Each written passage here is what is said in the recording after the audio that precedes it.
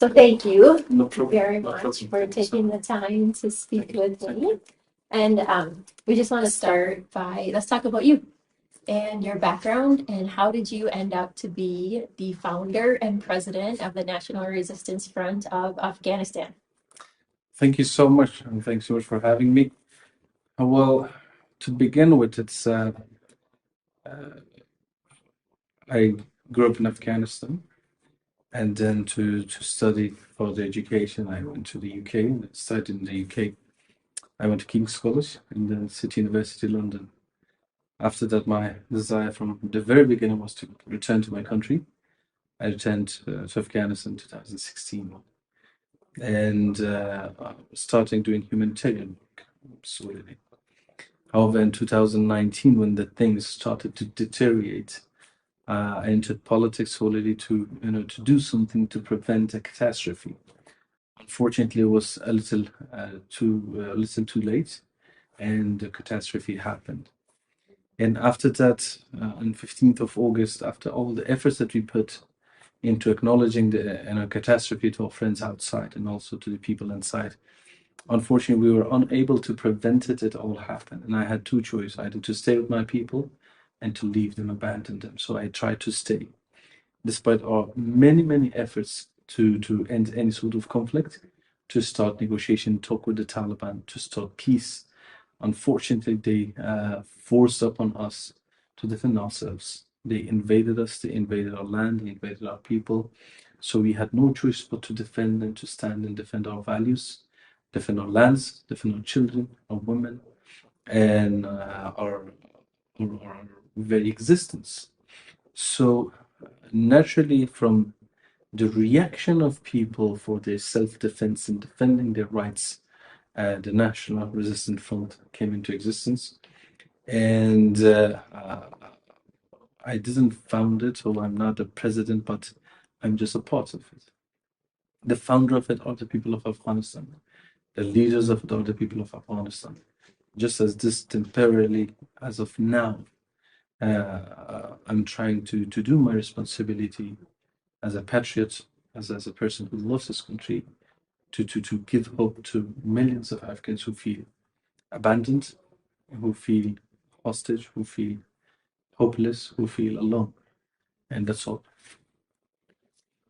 So when you went to high school in Iran, Yes, I went to high school in Iran. okay, and then you went to the UK for your Yes. undergraduate and your master's. Did that shape your values, your beliefs going to school there? And in Iran?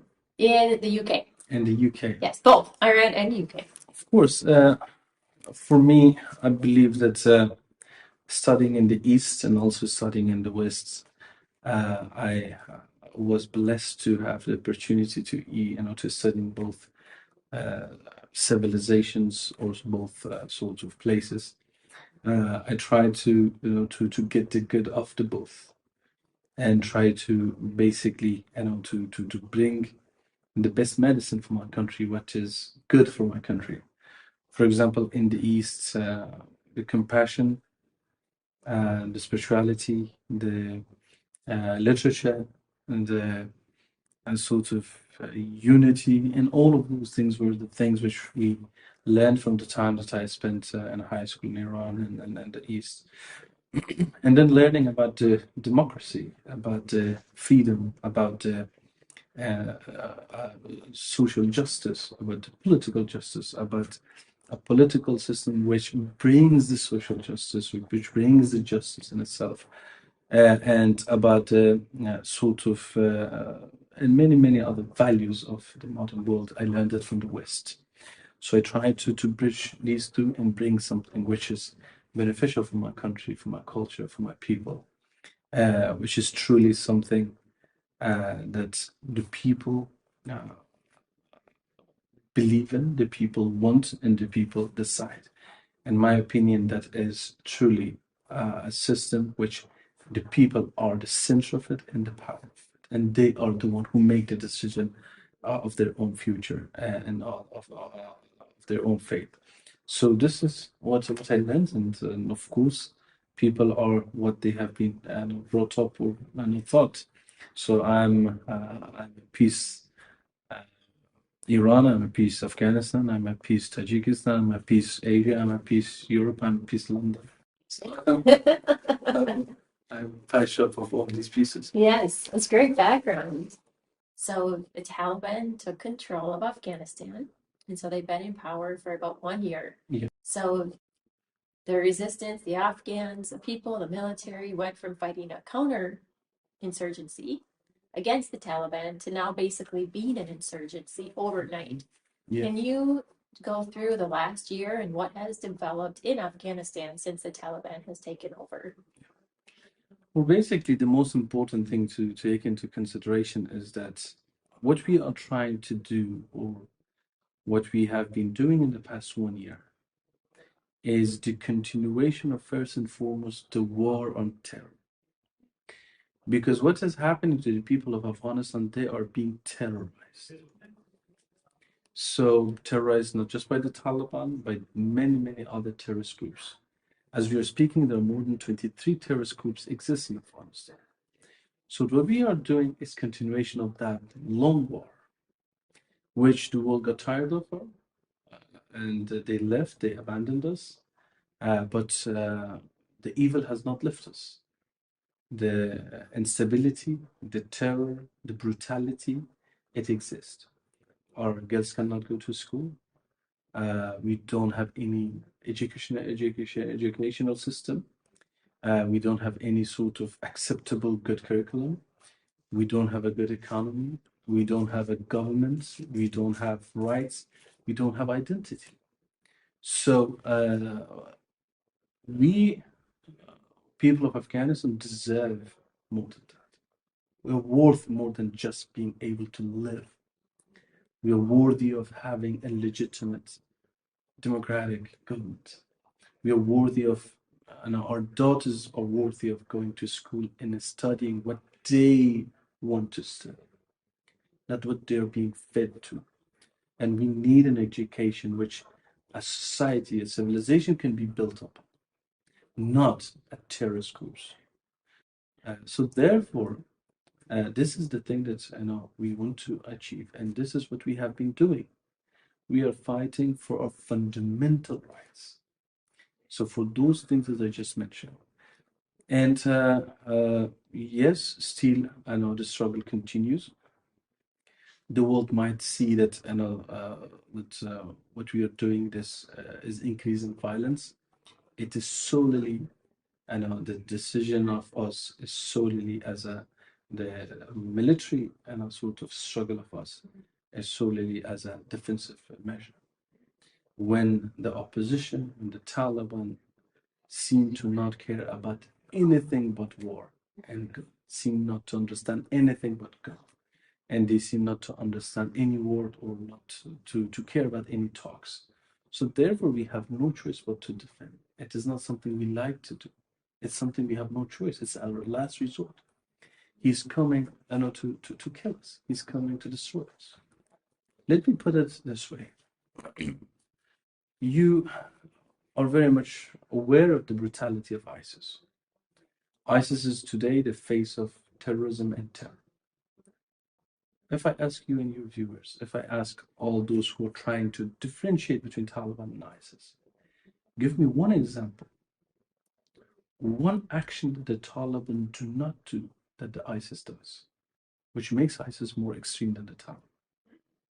If ISIS, with same mentality, with same brutality, with same ideology, with same behavior, is causing so much pain to the people of Kobani and Iraq and Syria, if they are allowed to defend, if they are allowed to resist, why would I not be allowed to and to do it? Because the method is the same, ideology is the same, extremism is the same, brutality is the same. So therefore, it is not something we choose to do so. The girls of Kobani, they didn't want to, but they had no choice because they were coming to take them 6 lives. It is exactly the same thing happening here. So what we are trying to do is to resist, to stand. And in the past 1 year, and this is growing, because the atrocity is growing, injustice is growing, all the promises were broken. And so the people are tired of this. and they know they're worth more than just like being able to breathe, being just servants, being just basically uh, sort of we call ra'iyat, or the people that have no rights. They have the masters. No, they don't want to be slaves. They don't want to be that. They want to be master of their own life, and they're worth it, and they deserve it. That's what we have been trying to do. Where were you 1 year ago when this happened, when Afghanistan was still under the control of the Afghan government? How did that transpire? Can you tell me your story of how you found out what was going to happen? Did you find out in advance? I knew that Afghanistan is going to fall a couple of years before the collapse. As I mentioned at the beginning, I tried everything in my power, traveling to the world, coming to Europe, seeing the Europeans officials, seeing Americans, seeing different, so even the region and the neighbors of Afghanistan, expressing my utmost worrying about and concern about the situation and how the fragility of the situation in Afghanistan. But unfortunately, it was in a way somehow that either they were not, you know, caring that much, or they were truly blind to the fact that it is this fragile. And I told them it is a matter of weeks, you know, after the withdrawal of the troops from Afghanistan to collapse, not even months or years. But they didn't basically accept my assessments, and we saw that even I was wrong. It happened sooner than a couple of weeks. It happened before the full withdrawal of the troops. So therefore, it happened because of various reasons. And one of the main reasons was the behavior of the world toward the Taliban. The Doha Agreement, overtaking basically ignoring the Afghanistan government, completely weakened the system and lost all the confidence by the officials and by the government and by our forces. So therefore, we are all responsible for it, from Americans to Afghan officials. However, the thing was that I tried to prevent it. Unfortunately, it didn't happen. I tried to even warn the Taliban. We all see the issues of today's of Afghanistan, the Taliban. I tried to tell them that the legitimacy does not come through the barrel of gun. If you want it, it happens through the people. Let's forget about what happened in the past. Let's build a new Afghanistan together. But you must walk through the path which brings legitimacy. And that is through trusting people. And that is through allowing people to pick their own future, not forcing your own ideology. However, they didn't listen. They continued with the same brutality. And we see after 1 year, they're having issue. We are having issue. Afghanistan is having issue. So the Taliban are the main people who are responsible for the catastrophe of the today's Afghanistan.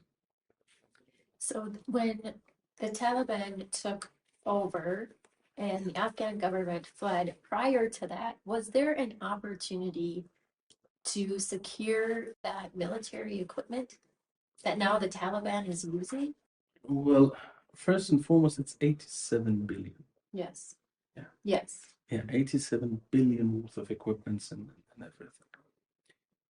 Regarding that, till the very last moment, I supported Afghanistan armed forces. I supported Afghanistan government. And I never tried to create anything beyond that. However, we had some proposals to prevent the catastrophe, which was not what we are having right now, a resistance sort of a structure, but it was a local resistance connected to the government of Afghanistan. For example, the sort of the west of Afghanistan to have its own local resistance with the local leaders of that, and are completely supported by the government under the law of the government and the constitution. And our plan was to bring people to defend themselves and their sort of people. However, at that time, our proposal was not being heard. not by the West, not by the government of Afghanistan. And also, I was a single man and I was a citizen, so and I didn't have any authority to take anything, and I never created and I never did anything against the Afghanistan constitution. And for me, it was a holy grail. It was the holy thing for us. It was very important. So we stood by our constitution, although that the president broke it. We never broke it, and we trusted our armed forces. And I knew that with slightest support and some different method and military doctrine, we would be able to withstand. However, not the West, not the world, not the Afghan government, no one listened to the proposals. And it fell. We didn't need at that time for anything extra or outside the structure of the government of Afghanistan. We just needed a better leadership, a better doctrine, a better method of resistance and fighting against the fall. But unfortunately, it was chaotic. They had no plan whatsoever what to do. The Afghan government had no plans of what to do at all. They had no plans of, but they did see it coming far and they saw it coming in advance that they knew the Taliban, that they knew that they would collapse. Yeah. So why do you think they did not secure at least the military equipment to the resistance? Well, the thing, once again, there was no resistance back then. The resistance was created solely as a reaction of people after the fall of the Kabul, after the fall of Kabul. So at that time, I was just a politician, as sort of a civilian. That's all. And why it was not being secured to the other figures or other local, let's say, prominent figures who were able to defend their land, to defend their provinces, to defend their local sort of constituencies, I cannot answer that. It's something that the people who are responsible should have answered. So now the Taliban does have the $87 billion worth of equipment, US military equipment. Yeah. And are they flying them? Are they flying the helicopters? Do they know how to use that equipment? Well, they are flying the helicopters. They are recruiting some people, and of course, some states were helping them technically for using them. However, the thing is that they also shows their incompetence. Few of the helicopters was lost. Most of the equipment, it is because of the maintenance cost, it is stopped. It's not usable no more. So those equipment, unfortunately, which was a treasure for Afghan people, it has been lost and it's in the hand of the wrong people. But even them, they cannot maintain it for very long. And so therefore it's sad to see the treasures of Afghanistan is going to waste. How does the Taliban know how to use that equipment? Do they have other countries that are teaching them, or have some of the Afghan military members that did serve in the Afghan military, are they working with the Taliban now? Well, the thing is that the collapse was so sudden that no one managed to escape, no one managed to get out. So a lot of personnel, they were stuck in Afghanistan. And at the same time, the biometric system was not being razed or destroyed by the Americans or Afghan government. So all the detail was there. So the Taliban, unfortunately, they managed to seize all of that. So they knew who is responsible for what, who is working where. So they actually forcefully brought some pilots, some engineers, some sort of people who worked in the army before, who worked in the air force, to operate for them. And for example, in the latest event that happened between us, we shot down one of their helicopters. We captured all the personnel of that helicopter, and in that was the pilots who were, flying the Afghan armed forces many, many times, and they managed to actually, he was a part of Afghan armed forces. The pilot was part of the Afghan forces. Yeah, and the people who captured them were his friends. And the Afghan armed forces, and the government. They were former Afghan forces. They were former Afghans. So they were like, why you do it? You flew us many, many times to kill those Taliban. Now you're helping them. It's like, what can I do? My family is basically hostage in the city. If I don't cooperate, they will eliminate me and my family, and my whole family is in danger. So therefore, a lot of the cooperation which is happening, it's out of fear. They have no choice. out of fear, and that's what's happening. So have former Afghan military members, they are joining the Taliban, but majority it's out of fear because they have no Absolutely. option. Absolutely. So now, prior to 9/11, September 11th, you saw, like in 1999, you saw the nexus between Al Qaeda and the Taliban forming, which led up to 9/11. What do you think is, do you see a threat coming out of Afghanistan, like a 9/11 with these, the terrorist training? Can you expand on the terrorist threat that is coming out of Afghanistan now? Of course. One thing is that probably we are not going to see it anytime soon because by anytime soon, I mean in the next maybe like 1 or 2 years. But in the near future, let's say in 3, 4, 5 years, surely they're regrouping, they're recruiting, they're strengthening themselves, and also now they feel like whatever they do, no one will come. There is no intention like the first time the war on terror sort of initiative. The America will never act against us, or like the world will never act against us. Now they're much more, emboldened than before, and so they will regroup. Still, they're at the stage of preparation, but their danger and threat is very much real, and we called this, and we said it months before the attack on Zawahiri that Al Qaeda exists in Afghanistan. It's a real threat in Afghanistan, and no one listened. And then the Zawahiri targeting happened, and everyone was like, "Oh, Al Qaeda was in Afghanistan." We said it before. So just like right now, I'm saying that Al Qaeda pretty much exists, is regrouping. It is the new blood is flowing through their veins, new faces, new generation is coming, much more even probably extreme.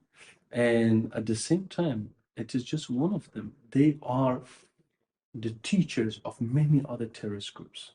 As we are speaking, there are 23 terrorist groups across Afghanistan, and the instructor of them are the Al Qaeda. So 23 terrorist groups are in Afghanistan right now. How many foreign fighters do you think have come into Afghanistan just since the fall of Afghanistan? Thousands. Thousands have come into Afghanistan. And you have 23. How many terrorist groups did you have prior to the fall of Afghanistan? Before the fall, probably it was much less than this. I don't have the exact number of that because at that time that was not my area of working. But since the fall, it is very much known that 23 terrorist groups exist in Afghanistan. Before that, majority of them they were in Pakistan, but now the safe haven is in Afghanistan. They all came in. So what is the relationship between Al Qaeda, Haqqani Network, which is a designated UN terrorist organization and a designated US terrorist organization, and ISIS with the Taliban? The relationship of the Taliban, let's not differentiate between the Afghani and the Taliban. The Taliban, The Haqqani and the Taliban are one, is what you're saying. absolutely. Don't you think they're the same? The Haqqani Network is a designated UN and US terrorist organization. Let me tell you something.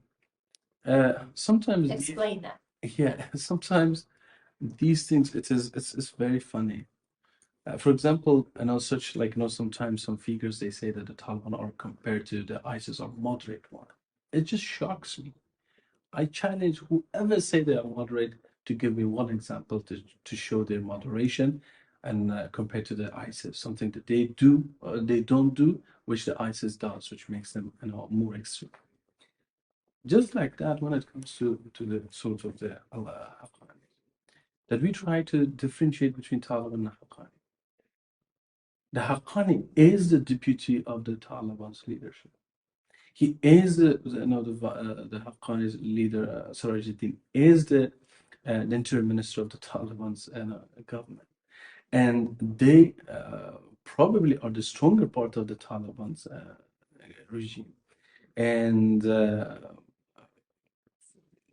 some extent, actually less extreme than the rest of them. And the thing is that sometimes we truly try to confuse ourselves. Let's not be confused. They're the same. The Taliban ideology and belief are the same as Afghanis, and they're the same. And they always say that we are the same, but we say, no, no, no, you're not, you're different. They claim it, they say we are not different, we are one. we're one family, we're one body. But we try to say, no, the Afghani group is different than the other. We should treat them the same, they are the same. And then, regarding to come to question, it is the relationship between Al Qaeda and the Taliban or the relationship of a teacher and a student, and the relationship of a mentor and a student. It's unbreakable. It's based on the ideology, and it will not be gone. And it is something which will continue, and it will basically make it much more even and articulate, much more complicated, and the whole relationship is growing faster than before. It's based on the ideology. What countries are funding the Taliban? Well, as we're speaking, probably America, because they're sending $40 million every week, which is empowering Taliban. $40 million every week that they're sending through humanitarian aid. They're giving it to the Afghanistan bank, and then there is no measure to truly, sort of. Once again, one thing, the humanitarian aspect of it, we very much appreciate it. We are very much grateful for it. However, some support like this 40 million every week with no monitoring, no entity to really watch it, and transparently, it is empowering Tommy. Let me tell you something. In the uh, in the time of the Republic, American, when they were giving fund to the Afghanistan Republic, Afghanistan income must have been reported to the Americans transparently. How much Afghanistan's annual income is from the exports, from the everything, all its sort of national income. They had to actually unveil it to Americans transparently, so they would allow some of the support. How? I'm pretty sure the Taliban are not doing it. They're not saying all the money they receive from the ports, from the cities, the taxes and everything, how they are spending it, how they still receive the rest of the money, the support. So this is something which truly shows that, unfortunately, I believe that the policy is very weak. It is not well thought of, and America needs to pay more attention to the situation in Afghanistan, as humanitarian support should not lead to empowerment of Taliban or other terrorist groups. Already, its equipment is empowering them, and their funds should not add to that empowerment. So, therefore, one of the ways that they're funding themselves is this. Another way is narcotic, opium. Is still, they very much use it. It's very much active, and this business is growing. The recent release of the Escobar of Afghanistan or Escobar of Asia, the Haji Bashir, which was captured in New York, his release will even increase it furthermore. So therefore, there are many ways that they're funding themselves, from countries to narcotics to opium to all. And the opium was there throughout the last 20 years as well, right? That Yeah. never stopped. So Yeah. that's another way that they're being funded. Yeah. So the humanitarian aid, when the U.S. gives money through USAID, does it get to the people of Afghanistan, or does it have to go through the Taliban? How does it get distributed? This is the thing that needs to truly be elaborated and explained by those who are doing it. I also do not possess the sort of the information in this, and also I request a transparency in this regard, because people, I know a lot of people who are suffering and they have not received anything, and I know people who are supporters of Taliban, they received 18 times more. That our supporters of the Taliban are getting 18 times more. Yeah. So tell us about the National Resistance Front of Afghanistan, and what is your vision for Afghanistan? Our vision is very simple. Our vision is to have a sovereign, to have an independent state, and to have a government which is elected by the people of Afghanistan. As simple as that. That's all our goal. And if the Taliban agree to this important fact that the decision makers of Afghanistan are the people of Afghanistan, and they should elect, then we would be, welcoming, and we would be willing to sit and talk, and they must sit and talk and to do it. However, if they think that the divine power has picked them to rule over the people of Afghanistan, it's unacceptable. So the resistance front is solely after uh, establishing a life, a government, and a state which is worthy of the people of Afghanistan, which is accountable to the world and to the people of Afghanistan, which is also decided and elected by the people of Afghanistan. And it wants nothing for itself, not a part for itself, not a part for myself. I'm not struggling for myself or to find a place or a position for myself. It is just solely that the people are responsible. Right now, the Taliban are accountable to no one.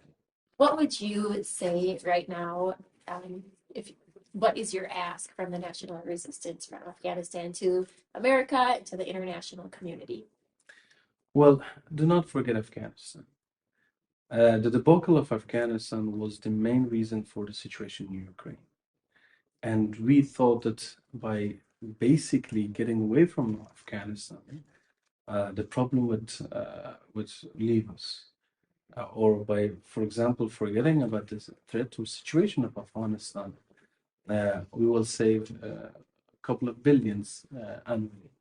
But we see that the catastrophe that it brought, the situation, the problems, and now we need to spend much more than that just to prevent another catastrophe that a lot of people are being and are suffering. Beside the fact that the people of Afghanistan are suffering, all those values that we were preaching to them, we just abandoned it immediately, and we made them feel like they're all alone. So my message or my thing was my proposal or my suggestion would be that do not forget Afghanistan.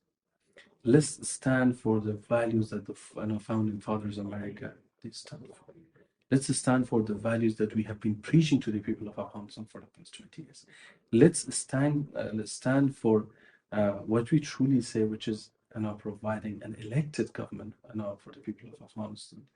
And let's help the people of Afghanistan because they are not willing and they are not ready to give up on the values that we have been preaching to them for 20 years, from freedom to justice to democracy to women's right to human's right and to all of these values. I'm not asking for any military support. I'm not asking for any military help. But what I'm asking is for a genuine attention to situation of Afghanistan and political support to people of Afghanistan, finding political solution for the situation of Afghanistan, forcing politically or any other measures of bringing the Taliban on the negotiation table and talk, and helping us to start a national dialogue to solve the problem. Unfortunately, it is something which has not happened. It is something by the unconditional announcement of the withdrawal of troops from Afghanistan. We might have actually have a chance for peace and for Afghanistan to finally see a result of peace. But unfortunately, the unconditional announcement of withdrawal of troops from Afghanistan completely took that chance away. So therefore, uh, now we recommend the America to stand for the values that is very, very, very much important. It is the core foundation of America. It is the core foundation of the belief of the founding fathers of America. So therefore, it is very important for us to understand this and to stand on that. Otherwise, if we abandon our friends, Afghanistan was the most important strategic partner of America outside NATO, and just to abandon it like that, imagine how Ukraine would have how the other country would feel, how many other countries which they're not a part of NATO they would feel, how even some members of the NATO would feel. That doesn't matter what we do. Doesn't matter how many and security agreements we sign with America. When if it's not in their favor, they just leave us. So therefore, I believe it's very important to steal the stand, with Afghanistan stand with the people of Afghanistan, and not forget their friends. Does the National Resistance Front have does it have the numbers to be able to defeat the Taliban? Do you see a defeat for the Taliban in the future? One thing is that our struggle and our resistance, it is not for defeating, but it is for establishing peace. It is for establishing a legitimate government. Even if the Taliban are willing to join, we are willing to forgive everything, and we are willing to sit and talk and speak. As of now, no, because I always speak honestly. No, we do not possess the capacity. Why? Because we do not possess the $85 billion of resources. Because we do not possess the sort of the international support that Ukraine has. We do not possess a lot of things.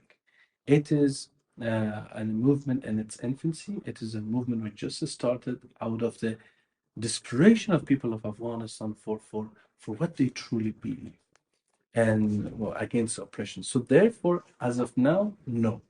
But with slight support, we would be able to bring Taliban on negotiation table. We would be the sort of the deterrence force. We would be that sort of the pressure point to make the Taliban to come and sit and talk. Some might think that, well, the Taliban didn't talk for the past 26 years. Why would they talk now? Because now they have something to lose, first and foremost. Second, now the people in the past 1 years, probably they know that the governing is not easy. Capturing something is easy, holding on to it is not. So therefore, they should know that by now the people are not happy, that the people do not want it, and that Afghanistan belongs to all of Afghanistan, and we need to form a government which represents all. And beside all of that, many of the country which they saw the presence of international forces in Afghanistan a threat, that no longer exists. So therefore, right now, many of the country in the region also would be willing to to participate in forming or helping or playing a constructive role in forming a government, which we did not have it before. Are you seeing members of the Taliban defect, like some of the local Tajiks? Are they defecting to the resistance or leaving the Taliban? Once the people, are they? A lot, not just the Tajik or Uzbek or Hazara, but a lot of even Pashtuns who were a part of the Taliban. They are not happy with the current sort of way. They refuse to even fight against us. And the Taliban tried to recruit a lot of the commanders, to bring a lot of commanders. They refused to join, and it was a good sort of sign that even that region they did that we fought. This is the holy jihad. This is that.